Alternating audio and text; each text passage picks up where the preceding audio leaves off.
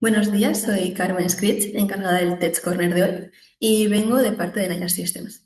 Hoy voy a hablaros de diferentes tecnologías frontend que podéis utilizar para vuestros proyectos. Voy a hablar de Vue.js, Quasar Framework y de Tres, que es una librería para visualizar datos. Vamos a empezar hablando de Vue.js. Vue.js es un framework de JavaScript que está enfocado en ayudar en la creación de interfaces de usuario. Los proyectos Vue están compuestos por archivos con el formato .vue y lo más destacable de este tipo de archivos es su estructura. Estos archivos están divididos en una template donde va la parte del HTML, un script donde va la parte del JavaScript y un style donde va la parte del CSS. En unos momentos profundizaré un poco más sobre el script, pero antes me gustaría explicar un poco las ventajas que tiene este tipo de estructura. Y es que como cada componente tiene todo su estilo, su lógica condensado en un mismo archivo, es muy fácil reutilizarlo en otras partes de la aplicación y así evitar el código duplicado. Además, lo bueno que también tiene Google es que puedes pasarle propiedades desde el padre al hijo y también desde el hijo al padre. De esta manera es más fácil personalizarlos. Vamos a ver un poco cómo se haría esto. Esto sería un ejemplo de un componente hijo y vamos a ver, el script se divide en diferentes secciones, digamos, y voy a comentar un poco las más básicas, que son el name, donde simplemente está el nombre del componente, perdón. Luego el data, donde están todos los atributos que se usan en todo el componente, y los methods, que son los métodos que hay en el componente. Y luego, relacionado con lo que he explicado antes de comunicación entre padre e hijo, están los props, que son los atributos que se pasan del padre al hijo. Y aquí podéis ver dentro del método callParent este $emit, que es para lanzar un evento del hijo al padre. Y ahora vamos a ver un componente padre para ver cómo se gestiona esto. En este componente padre podéis ver que primero se importa el componente hijo y se declara en la sección de components. Y después se pone en el HTML. Además, en el HTML se pone con dos puntos subtitle para pasarle el prop que hemos visto antes y con un @callparent, que es donde hemos puesto la función callparent, que es la función que se ejecutará cuando nos llegue ese evento del hijo al padre. Esto digamos que es lo más básico, pero voy a explicaros otras herramientas que también tiene Vue que nos facilitan a la hora de crear componentes. Estas primeras que voy a explicar primero están en el script y luego las otras están en la template. Estas primeras son, primero, las computed properties, que son variables que se forman, digamos que en base a otras variables. En este caso, por ejemplo, esta se forma juntando el título y el subtítulo. Pero también se podría, por ejemplo, usar para, dentro de un objeto, acceder a una key concreta que a lo mejor esté muy dentro del objeto. Esto nos permite, pues, que código que llamamos muchas veces, evitar duplicarlo. Pero sí que es verdad que se recomienda no ponerlo mucha lógica dentro. Es más para cosas más simples. Después tenemos los watchers que nos permiten estar vigilando un atributo y en caso de que cambie, pues hace algo concreto. Por ejemplo, en este caso, cuando el subtítulo cambiara, pues lo que haría sería hacer un console log diciendo que el subtítulo ha cambiado. Y luego, otra cosa que tienen los componentes de Vue es un ciclo de vida, que básicamente son diferentes fases que tiene el componente, que son antes de crearse, una vez creado, antes de montar el componente, una vez montado, antes de desmontarlo y una vez desmontado. Y lo que nos permite este ciclo de vida es que nuestro componente haga X cosas en cada fase. Por ejemplo, cuando iniciemos el componente, si queremos que, por ejemplo, se llame al backend para recibir datos, o, por ejemplo, antes de desmontarlo, pues poder parar un intervalo que tengamos abierto haciendo cosas. Y luego también tenemos, perdón, también tenemos en la template lo que nos permite Vue es un renderizado condicional, es decir, poder poner que, por ejemplo, en este caso, este div no se muestre si el subtítulo no está. O, por ejemplo, también tenemos, aparte de este if, también hay else, pues para que hiciera otra cosa, o un velse if, que trabaja como un else if. Y luego también tiene un VFOR que sirve, por ejemplo, en caso de que tuviéramos un listado de objetos, pues, y queremos mostrar un div por cada uno de esos objetos, pues en vez de tener que escribirlos uno por uno, tener ese for que lo haga recorriendo el objeto que tenemos.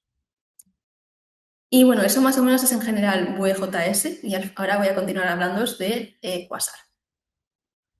Quasar es un framework de Vue y tiene muchas ventajas ya que nos permite crear fácilmente aplicaciones con un estilo uniforme y responsive.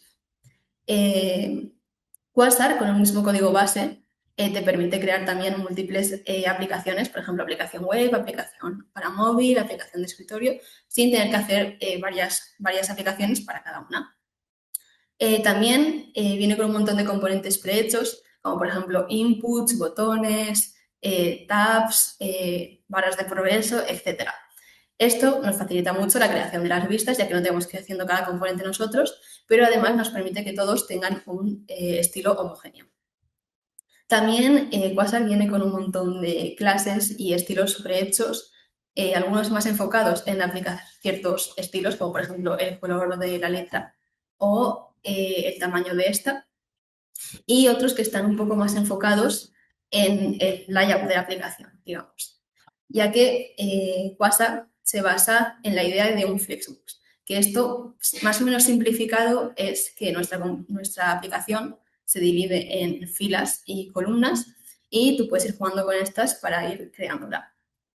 Luego veremos un poco más sobre esto.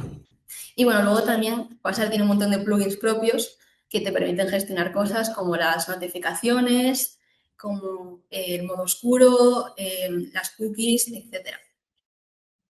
Entonces, ahora vamos a ver un poco cómo funciona el Flexbox.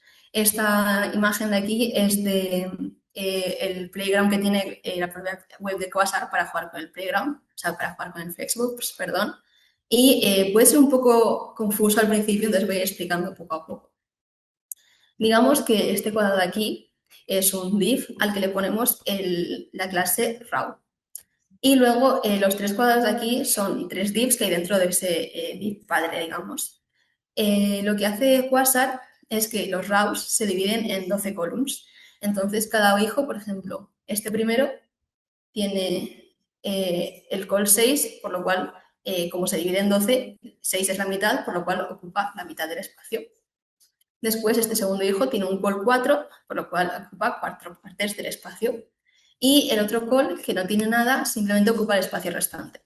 Lo bueno de esto es que te permite, por ejemplo, pues en pantallas grandes que tengas este display de col 6, col 4, col 2, pero por ejemplo en móviles, que se vería todo muy pequeño, pues poder hacer que cada uno sea un col 12 y por lo cual se muestren enteros y no se vea pequeño. Y estos son algunos componentes que tiene prehechos Quasar. Estos son simplemente inputs con diferentes estilos, botones también con diferentes estilos. Esto, por ejemplo, es para hacer un listado de diferentes ítems, cada uno con un formato, o podrían ser todos con el mismo. También para visualizar imágenes, por ejemplo, para ponerle un caption.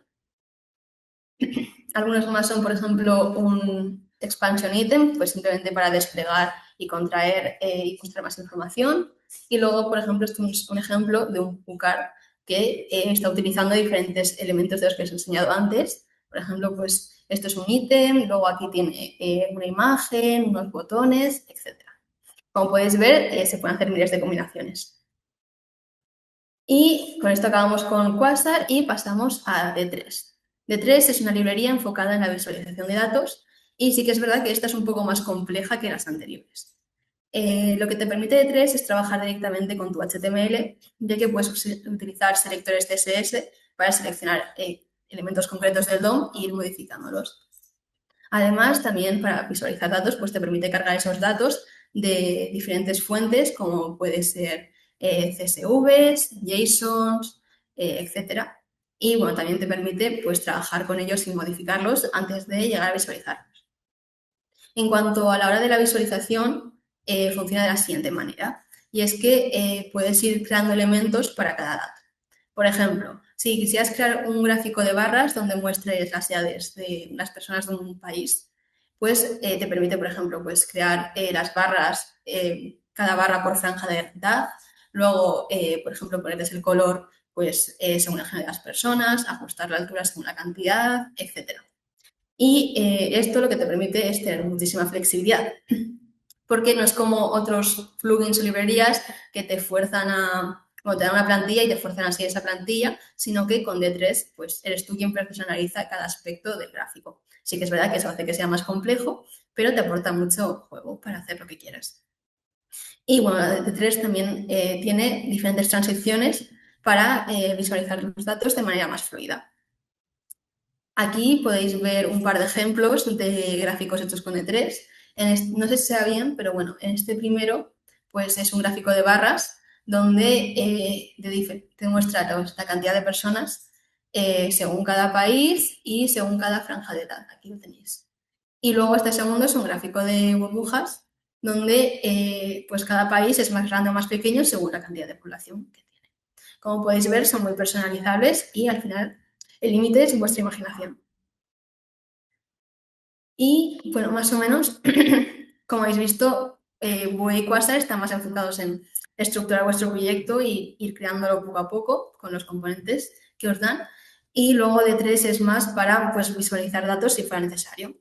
Entonces, espero que con estas herramientas que os he explicado podáis crear proyectos con un frontend muy bonito y muy uniforme. Y ya hasta aquí mi Tech Corner. Espero que os haya gustado y cualquier duda podéis escribirnos a nuestro correo o si no en el Telegram. También podéis preguntar cualquier duda. Muchas gracias por vuestra atención.